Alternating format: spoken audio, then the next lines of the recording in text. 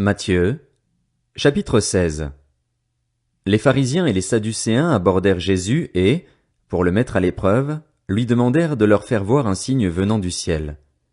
Jésus leur répondit, « Le soir, vous dites, il fera beau, car le ciel est rouge, et le matin, il y aura de l'orage aujourd'hui, car le ciel est d'un rouge sombre.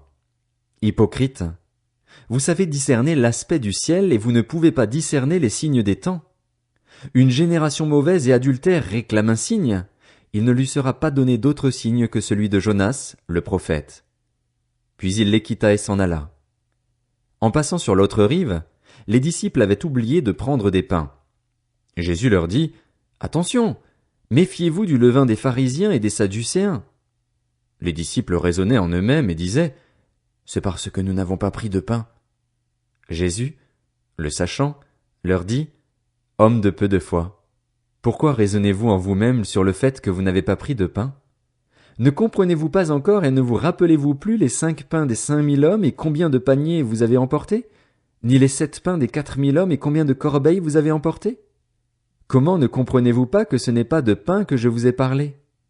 Méfiez-vous du levain des pharisiens et des sadducéens. » Alors ils comprirent que ce n'était pas du levain du pain qu'il leur avait dit de se méfier, mais de l'enseignement des pharisiens et des sadducéens. Jésus arriva dans le territoire de Césarée de Philippe. Il demanda à ses disciples, « Qui suis-je, d'après les hommes, moi le Fils de l'homme ?» Ils répondirent, « Les uns disent que tu es Jean-Baptiste, les autres, Élie, les autres, Jérémie ou l'un des prophètes. » « Et d'après vous, qui suis-je ?» leur dit-il.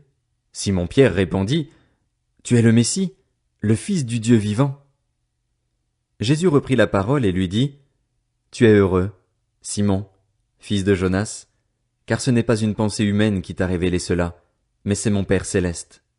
Et moi, je te dis que tu es Pierre et que sur ce rocher je construirai mon église, et les portes du séjour des morts ne l'emporteront pas sur elle. Je te donnerai les clés du royaume des cieux. Ce que tu lieras sur la terre aura été lié au ciel, et ce que tu délieras sur la terre aura été délié au ciel. » Alors il ordonna aux disciples de ne dire à personne qu'il était le Messie. Dès ce moment, Jésus commença à montrer à ses disciples qu'ils devaient aller à Jérusalem, beaucoup souffrir de la part des anciens, des chefs des prêtres et des spécialistes de la loi, être mis à mort et ressusciter le 3e jour.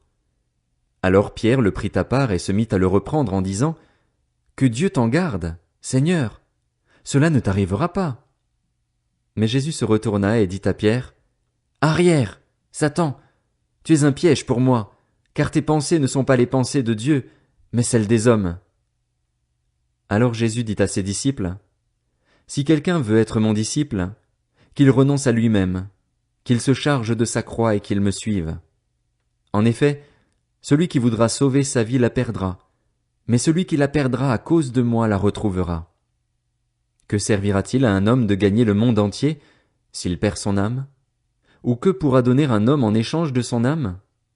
En effet, le Fils de l'homme va venir dans la gloire de son Père, avec ses anges, et alors il traitera chacun conformément à sa manière d'agir.